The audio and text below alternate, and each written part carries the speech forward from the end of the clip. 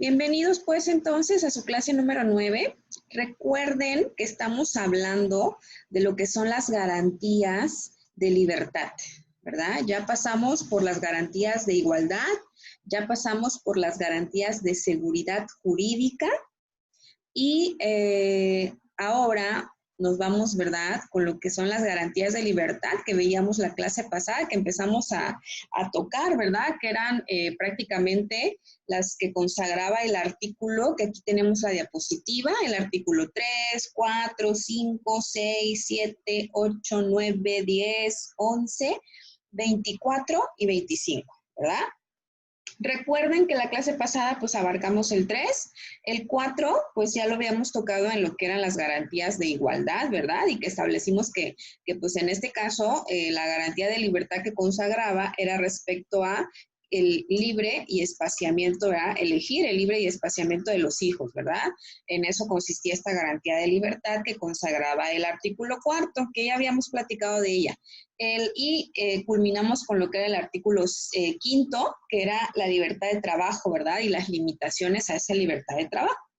Ahora vamos a pasarnos a los siguientes artículos que vamos a ver el día de hoy, que vamos a abarcar el 6, el 7, el 8 y nos vamos hasta el 9, ¿sale? Porque ya con esto prácticamente vamos a dar por terminado nuestro programa, porque ya estamos en la recta final, chicos. Ya si se dieron cuenta por ahí en su calendario, pues nos quedan como otras 3 clasecitas más y listo. Terminamos, bueno, ya terminan ustedes, ¿verdad? Su tercer cuatrimestre, ¿verdad? Aunque sea en línea, pero ya terminamos el tercer cuatrimestre y el siguiente, que ya sería el cuarto cuatrimestre. Bueno, vamos a iniciar entonces con las otras garantías de libertad y en este caso nos vamos a lo que establece el artículo 6 constitucional. ¿Qué me va a establecer este artículo 6 constitucional? Me va a establecer primeramente lo que es la libertad de expresión y lo que es el derecho a la información que nosotros tenemos, ¿sale? Respecto a la libertad de expresión, aquí les puse una pequeña definición que lo vamos a considerar de esa forma. Es el derecho de manifestar las ideas a través de la palabra, ¿sí? Eso vamos a considerar nosotros como libertad de expresión y ahorita vamos a ver también lo que es el derecho a la información, pero primero me voy con la libertad de expresión. Entonces, esta libertad de expresión, entonces, es el derecho de manifestar nuestras ideas a través de la palabra. Y existen 2 modalidades de esta libertad de expresión. La libertad de expresión verbal y la libertad de expresión escrita. Si me voy a la primera, que es la libertad de expresión verbal, pues es la facultad humana para dirigirse o dirigirnos a nuestros semejantes, por ejemplo, con algún discurso, alguna conferencia, en este caso lo que les estoy dando a ustedes, alguna plática o cátedra, etcétera.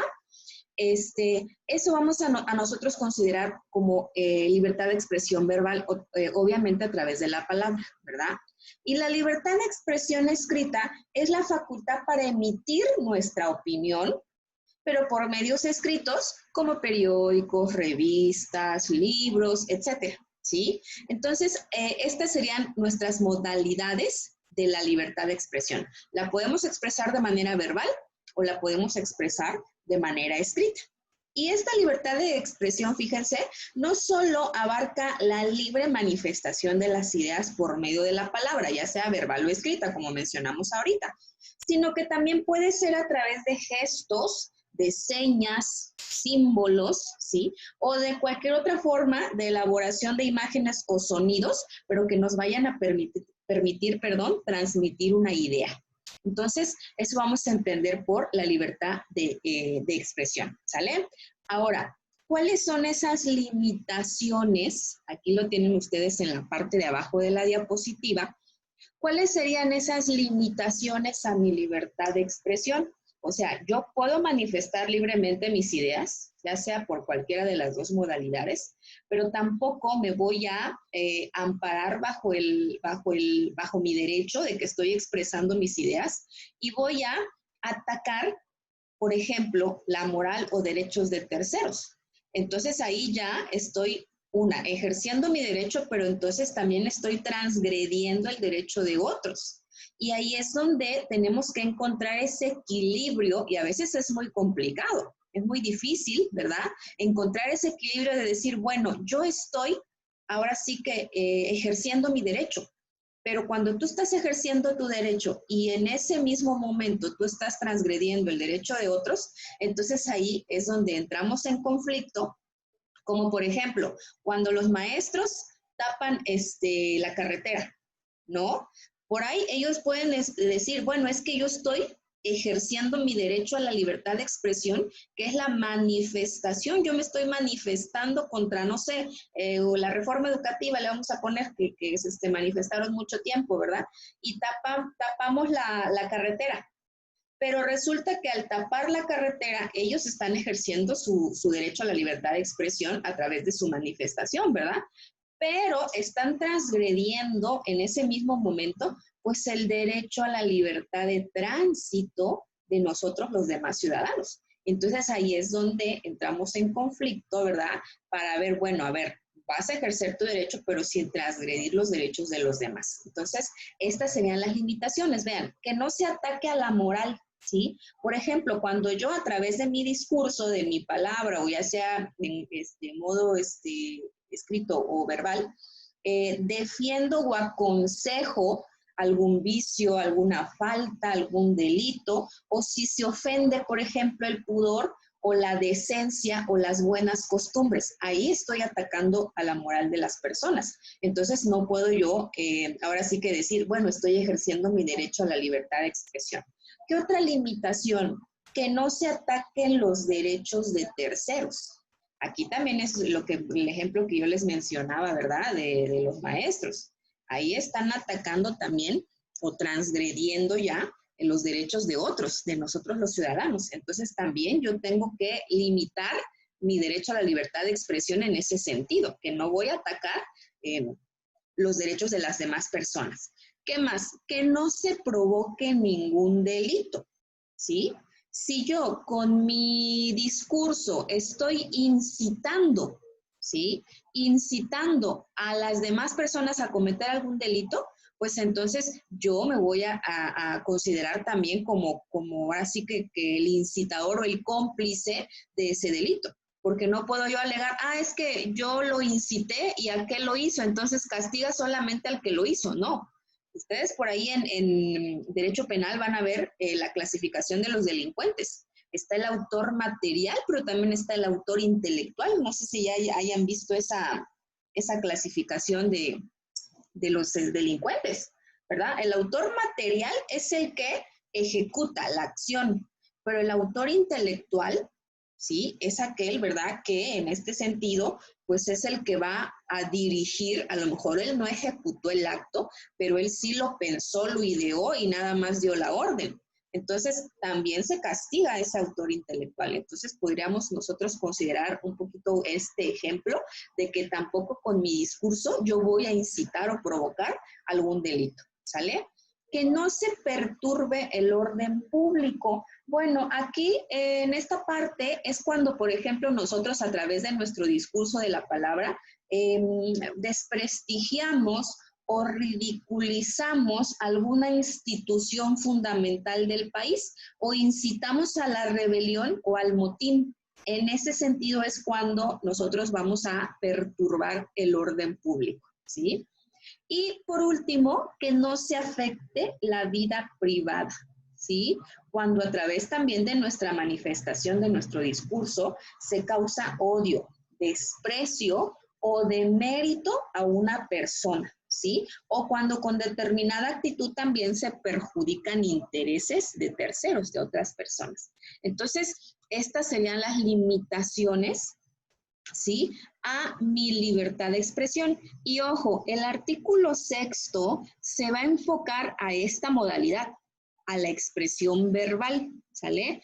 Posteriormente, que vamos a platicar también del artículo 7º, ya se va a manifestar respecto a esta modalidad de la libertad, ¿sale? Entonces, estoy hablando claramente de la expresión verbal, ¿sale? Ahora, a su vez, este artículo sexto, aparte de establecerme lo que es la libertad de expresión, también me establece y me reafirma el derecho a la información que tenemos todos, ¿sí? Este derecho prácticamente a la información es de que nosotros podamos, por ejemplo, o tengamos ese derecho a tres cosas, ¿sí? ¿A qué? Bueno, número uno, voy a tener derecho a tener acceso a los medios de comunicación masiva, ¿sí?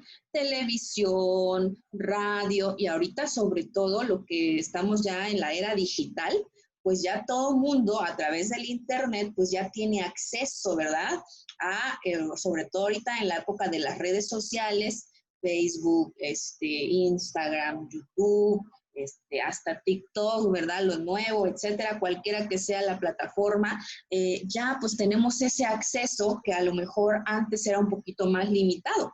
Entonces, ese sería el número uno, que yo tenga derecho a los medios, ¿sí? De comunicación masiva. Punto número dos, que yo tenga derecho a recibir, ya no el acceso, sino a recibir la información veraz, ¿sí? Y aquí las famosas fake news, ¿verdad? Que sucede mucho en Facebook, que a veces nosotros, y esa es una responsabilidad de cada uno de nosotros, que debemos de ser responsables de toda la información que nosotros compartimos, porque muchas veces ni siquiera nos damos cuenta, ¿verdad?, de qué información estamos nosotros replicando y muchas veces esa información es falsa.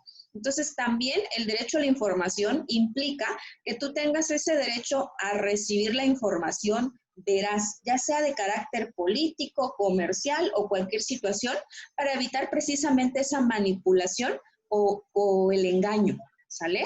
Ese sería mi punto número dos. Y el punto número tres a que yo tendría derecho, con esto de lo que es el derecho a la información, es el derecho también a obtener información, pero por parte de los órganos públicos, ¿sí? A fin de salvaguardar el interés legítimo de los ciudadanos. Por ejemplo, ahorita que estamos pasando por esta situación de esta enfermedad, ¿verdad? Del coronavirus, todos los días, y eso es algo que la verdad se agradece, ustedes lo saben, todos los días hay una conferencia, ¿verdad?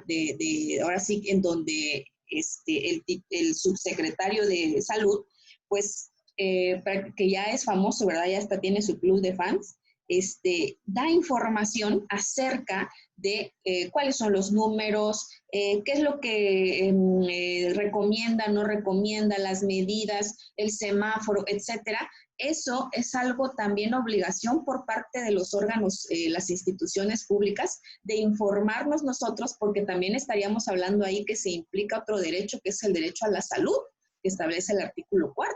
Entonces, ahí está en juego otro derecho, ¿sí? Mi derecho a la información y en este caso mi derecho a la salud, que tengo derecho a estar informado, ¿verdad? ¿Cuáles son los hospitales que están atendiendo, cuáles no, cuáles son las cifras, etcétera, ¿sí? A eso se refiere. Y a raíz de esto, de este punto número 3 que acabo de mencionar, se creó el órgano, que ustedes ya también me imagino que lo han de haber escuchado, ¿verdad? Que es el IFAI, ¿verdad? Por sus siglas, IFAI, ¿verdad? Que es el Instituto Federal de Acceso a la Información Pública, que también tiene que ver con este derecho a la información, porque entonces nosotros como ciudadanos estamos prácticamente con ese derecho de pedir información de, por ejemplo, cuánto gana un funcionario público, cuáles son sus funciones, etcétera. Es una información pública que debe de estar, ahora sí que, o que debemos de tener acceso todos los ciudadanos, ¿sale? Esos serían los 3 puntitos a los que tendría yo derecho para exigir con este derecho a la información, ¿sale? Un resumen, el 1 era el acceso a los medios masivos, el 2 era derecho a recibir información veraz, y el 3, que es el derecho también de obtener información necesaria, pero por parte de los organismos públicos, ¿sale? Ok, eso es lo más relevante en cuanto al sexto constitucional. Ahora me voy al séptimo, ¿sí? Si yo me voy al séptimo, este artículo me establece la libertad de prensa o imprenta, y aquí ya estoy hablando de mi libertad de expresión, pero escrita, lo que habíamos visto en la diapositiva pasada como una modalidad. consistente en el derecho de publicar y difundir ideas por cualquier medio gráfico, ¿sí?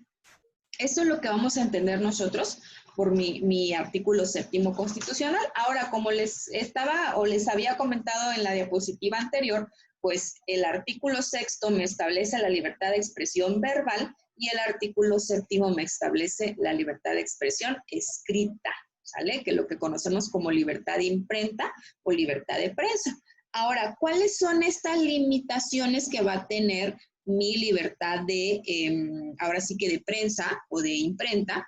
Van a ser dos principalmente. La primera lo podemos encontrar derivado del artículo 130 constitucional, esta limitación. ¿A qué se refiere? Bueno, menciona por ahí una parte del artículo 130 que establece: tampoco podrán en reunión pública, en actos de culto o de propaganda religiosa, ni en publicaciones de carácter religioso, oponerse a las leyes del país o a sus instituciones, ni agraviar de cualquier forma los símbolos patrios, ¿sí? O sea que si en algún momento, ¿verdad?, a través de algún texto, alguna revista, etcétera, acuérdense que este artículo es libertad de expresión escrita. Yo, ya sea que me oponga a las leyes del país o bien de alguna forma se considere que estoy agraviando los símbolos patrios, la bandera, por ejemplo, por eso puse aquí esta imagen, pues en ese caso también se considerará una violación a lo que es el artículo 7º constitucional. Eso tengo que tenerlo claro, porque no quiere decir que voy a poder yo escribir lo que a mí se me antoje, ¿sale? También tengo que seguir estas limitantes de lo que habíamos visto en el artículo anterior, que no ataque a la moral, que no dañe derechos de terceros con mis publicaciones, etcétera, ¿sale? Y la última limitación que encuentro aquí es en materia educativa, ¿sí? Por ejemplo, si hablamos aquí en este caso de que uno de los autores que establece esta limitación se llama Ignacio Burgoa. Y él establece que en el artículo 3º constitucional, en materia educativa, obviamente, la educación que imparte el Estado y la que se suministre, por ejemplo, en los planteles autorizados, acuérdense que la educación es un servicio que pueden dar también particulares. Ustedes pues están estudiando, ¿verdad?, en una escuela particular. Bueno, cualquier tipo de educación, ya sea pública o privada, está sujeta a un determinado contenido ideológico, ¿sí? Por ejemplo, los libros de texto gratuito, también en este sentido, pues obviamente son por escrito, ¿verdad? También tienen que seguir estos lineamientos de la educación. ¿Por qué? Porque no pueden contener, acuérdense que la educación, como vimos en la clase anterior, debe de ser laica, ¿sí? O sea que no debe, ¿verdad?, de incluir, por ejemplo, alguna ideología religiosa que, por ejemplo, me vaya a inculcar, ¿verdad? Ah, tienes que ser católico o tienes que adorar al Dios tal. No, o sea, a eso se refiere, ¿no? Que en materia educativa, sí, tiene que ser de un contenido ideológico que el Estado permita, ¿verdad? Que en este caso, por ejemplo, les puse el ejemplo de la educación laica, ¿sale? Eso es en cuanto al artículo 7º. Si van surgiendo dudas, pueden encender su micrófono con confianza o en el chat también pueden escribir, ¿sale?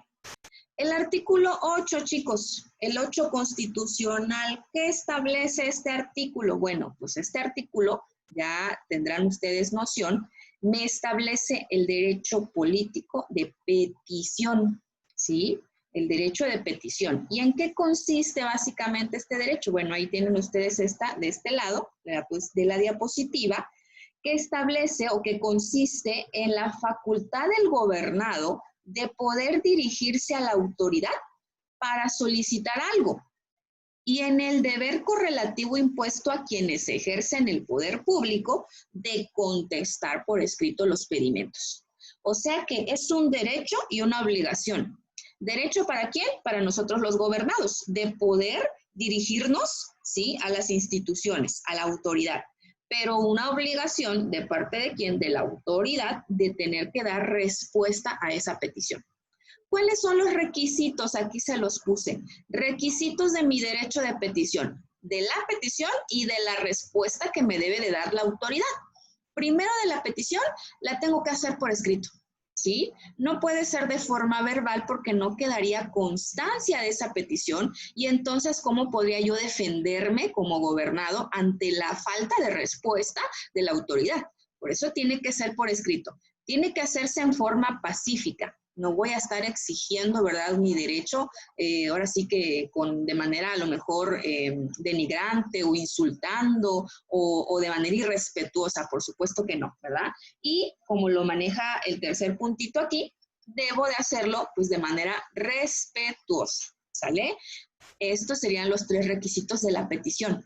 Ahora, la autoridad debe de darme una respuesta que también, ¿sí?, conste por escrito, ¿sí? ¿Por qué? Porque entonces ahí de nueva cuenta el gobernado, a lo mejor a la negativa de la autoridad, pues puede emplear los mecanismos para defenderse contra esa negativa y hacerlo ahora sí que en las instancias correspondientes. Pero pues obviamente debe de quedar una constancia, entonces por eso lo tiene que hacer por escrito, ¿verdad? Ser congruente con lo solicitado. ¿Sí? Obviamente aquí encontramos un principio de congruencia que establece, ¿verdad?, que pues de acuerdo a lo que te pedí, pues eso es lo que me vas a responder, ¿verdad? Emitida en breve tiempo, ¿sale? Dependiendo de la materia, ojo, ustedes van a ir viendo, dependiendo de la materia y a lo que me refiero a la materia, si se trata de derecho civil, si se trata de derecho mercantil, si se trata de, dependiendo de la materia, las leyes de esa materia van a establecer cuál es ese breve término.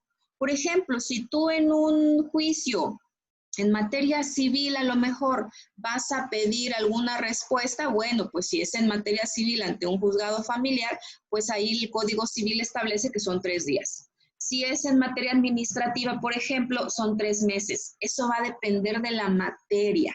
¿Sale? La Suprema Corte ha establecido que breve tiempo, pues lo va a entender como el tiempo necesario, ¿sí?, para que esa autoridad pueda dar una respuesta a la petición. Pero dependiendo de la materia de que nos aboquemos o de que hablemos, es el término que puede establecer su ley, su Código Civil, la Ley Orgánica de la Administración Pública, etcétera. Eso va a depender de la materia que hablemos, ¿sale? Y debe de darse esa respuesta que me emitió la autoridad, debe darse a conocer al interesado. Por eso siempre se aconseja cuando yo haga mi petición por escrito, pues debo de darle un domicilio, ¿sí?, a la institución, a la autoridad a la que me estoy dirigiendo, para que a ese domicilio pues me haga llegar esa respuesta, a menos de que el interesado entonces tendría que acudir o estar acudiendo a la institución pues a informarse él entonces de la respuesta. ¿Sale? El hecho de que la autoridad me tenga que dar una respuesta no quiere decir que siempre sea favorable a mi petición, ¿eh? O sea, la ley no establece eso.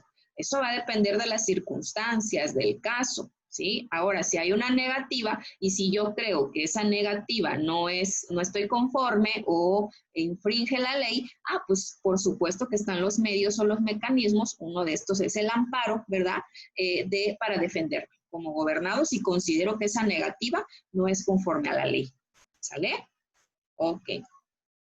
Y el último artículo que vamos a ver el día de hoy, pues es el artículo 9 constitucional. ¿Qué me va a establecer este artículo 9? Bueno, este artículo 9 me va a establecer principalmente lo que es la libertad de asociación y lo que es la libertad de reunión, que no es lo mismo, ¿sí? No va a ser lo mismo la asociación que la reunión. Ahorita vamos a dar prácticamente la diferencia. Vean, si yo hablo de la libertad de asociación, ¿sí?, consiste en toda potestad que tienen los individuos, de unirse para constituir una entidad o una persona moral, ¿sale? Con determinados objetivos y cuya realización es constante y permanente. Ojo con esa palabrita, permanente, ¿sale? Esa es la libertad de asociación. Ahora, la libertad de reunión, ¿sí?, se establece cuando varias personas, ¿sí?, se reúnen con un objetivo también y un fin concreto, pero a diferencia de la libertad de asociación, una vez conseguido ese objetivo o esos objetivos dejan de existir, ¿vale? Entonces, prácticamente la diferencia que vamos a encontrar entre una y otra es que mientras la libertad de asociación voy a crear una persona moral, ¿sí? Y los objetivos van a ser permanentes, es decir, van a ser duraderos, ¿sí? La libertad de reunión es simplemente, pues, varias personas nos reunimos con algún objetivo o algún fin, pero una vez que cumplimos ese fin, se diluye, se extingue, ¿sale? Entonces, a eso, eso vamos a entender por uno y otro concepto. Ahora, al ejercitar esta libertad de asociación y reunión, se generan las siguientes consecuencias. Uno, ¿sale? La creación de una entidad con personalidad y sustantividad jurídica propia, distinta de la que le corresponde a cada individuo. Aquí estoy hablando que voy a crear una sociedad o asociación. Y recuerden que de acuerdo al 27 del Código Civil del Estado de Chiapas, las sociedades o asociaciones son personas morales, ¿verdad? Por eso dice ahí, se crea una entidad con personalidad jurídica propia y distinta de la de que le corresponde a cada individuo. Acuérdense que la que le corresponde a cada individuo, pues es la personalidad física, ¿verdad? Ser personas físicas. Entonces aquí se va a crear una persona moral, ¿sale? Y se persiguen objetivos permanentes y constantes, que eso es lo que prácticamente estoy hablando aquí concretamente de mi libertad de asociación, ¿sale? Porque recuérdense que en la de reunión quedamos que estos objetivos no tanto podrían ser permanentes, porque una vez que se cumple ese fin, pues se extingue, ¿sale? Ahora sí que esa reunión, y no se crea, a diferencia de la asociación, no se crea una persona moral, ¿sale? Ahora, ¿cuáles podríamos decir que son estas limitaciones a esta libertad de asociación o de reunión? Porque también existen limitaciones. Vean, voy a mencionar en este caso la primera limitación. La primera limitación es que la libertad de asociación, o sea, cuando nosotros nos asociamos o creamos una sociedad, para tratar asuntos políticos se puede, sí, pero ojo, solo para ciudadanos mexicanos. Cuando esa sociedad o asociación se crea para fines políticos, mi limitante es que los extranjeros no pueden participar, porque recuerden que el artículo 33 constitucional hay una prohibición, ¿verdad?, para el extranjero para inmiscuirse en asuntos políticos del país. Entonces, esa sería mi primer limitante, que los extranjeros no podrían participar cuando esa asociación se hace con fines políticos, ¿sale? Otra limitante o otra limitación que yo pudiera también encontrar es que en cuestión de los, por ejemplo, la religión, los ministros o cultos religiosos no pueden tampoco intervenir en asuntos políticos, ni tampoco en los templos o en las iglesias se pudieran realizar asociaciones o reuniones con fines políticos, ¿sale? Porque pues recuerden que ¿verdad? Desde Benito Juárez, desde Lerdo de Tejada, pues se hizo la separación, ¿verdad?, de iglesia-estado, ¿sale? Entonces, esas serían las limitaciones a mi derecho de libertad, de asociación y de reunión, ¿sale? ¿Alguna pregunta, alguna duda que tengan, chicos? Porque esos serían los artículos que, que abarcamos en esta clase del día de hoy. El artículo 6, 7, 8 y 9. Ya nada más entonces nos faltan lo que es el 11, ¿verdad? Nos falta lo que es el 24, lo que es el 25, ¿sale? El 10 también, ¿verdad? Entonces, no sé si tengan ustedes alguna pregunta, alguna duda, algo que haya, a lo mejor, no haya quedado claro.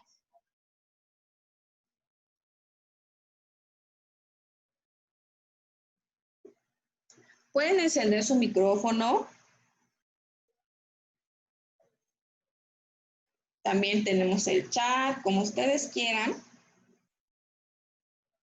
Pero no sé si hay alguna pregunta, alguna dudita. O algo que quieran comentar también, porque pues también, ¿verdad? A lo mejor algún ejemplo o algo que quieran ustedes ahora sí que comentarnos a todos también es válido.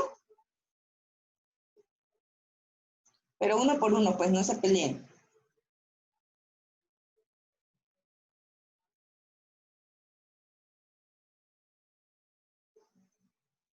Ok, María José dice ninguna duda, ok. ¿Los demás? Nada, nada por ahí. Antonio, por ahí tengo a Antonio, tengo a Mayuli, tengo a Emma. ¿Ninguno, ninguno?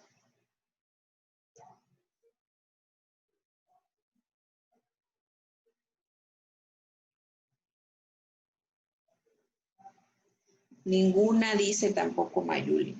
Ok, bueno. De todos modos, la clase queda grabada si en algún, algunas, ahora sí que sí, pues obviamente ustedes la pueden, independientemente de que entraron a la clase, verdad que se los agradezco muchísimo, pues pueden ustedes darles la vista, ¿verdad? Cuantas veces ustedes quieran, ¿verdad? Pues queda grabada y si en algún momento de la semana surgiera alguna duda, pues si estoy pendiente, ya saben, ya está el grupo, ahí tienen mi número, o me pueden escribir en el chat de la plataforma también, como ustedes gusten, estoy a la orden, ¿sale? Por ahí dice María José, ¿cuáles son las instituciones que se debe recurrir para ejercer el derecho de petición? O sea, cualquier institución, María José, pública, te tiene que dar respuesta a tu petición, no importa si es ahora sí que de cualquier materia o no importa si es ¿cómo se llama? De cualquier jerarquía, no importa. Obviamente siempre que se traten de organismos públicos, ¿vale? Entonces, siempre que se trate de organismos públicos, puede ser la Secretaría de Educación, puede ser que la Secretaría de ¿cómo se llama? De Trabajo y Previsión Social, que puedes dirigirte también a la Comisión Federal de Electricidad, que también son organismos públicos, descentralizados, pero son organismos públicos, a Pemex, etcétera. O sea, cualquier institución pública, ¿sale? Tiene esa obligación de contestarte y tú tienes el derecho de dirigirte a cualquier institución.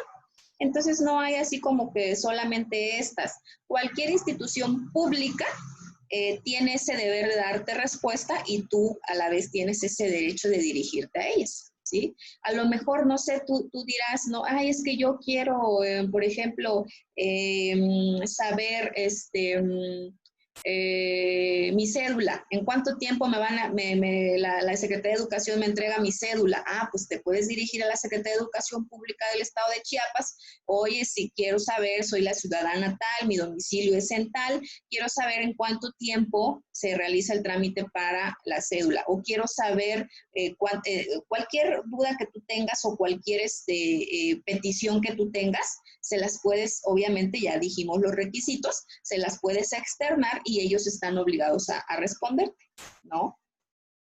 No sé si por ahí respondí tu duda.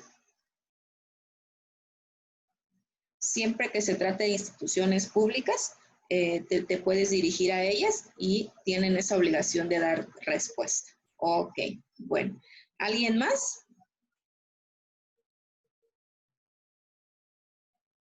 ¿No? ¿Por ahí? No, nadie. Bueno, entonces recuerden que el cuestionario de esta semana va a estar disponible a más tardar el miércoles para que estén ustedes pendientes. Igual se cierra hasta la siguiente clase que sería el día lunes, ¿sale? Los que no han dado respuesta a su cuestionario tienen hasta el día de hoy para darle respuesta hasta las 11:59 de la noche, ¿sale? Bueno, entonces si no hay ninguna otra duda o pregunta o comentario, pues me despido. Cuídense mucho, sigan guardando sus medidas de prevención. Todavía estamos ahora sí que en contingencia, entonces cuídense mucho, que tengan una bonita semana. Ahora sí que que se den ustedes el tiempo, ¿verdad? De hacer sus actividades, de leer, de contestar su cuestionario y estén al pendiente, ¿sale? Entonces nos escuchamos por ahí, nos escribimos la siguiente clase. Me dio mucho gusto tenerlos por aquí. Espero ver a más de sus compañeros la siguiente semana. ¿Sale, chicos? Cuídense mucho, que tengan una excelente semana. Igualmente, Emma, hasta luego María José, Emma, Mayuli, por ahí Benítez, ¿verdad? Que nos acompañó el día de hoy. Cuídense mucho, chicos, hasta luego.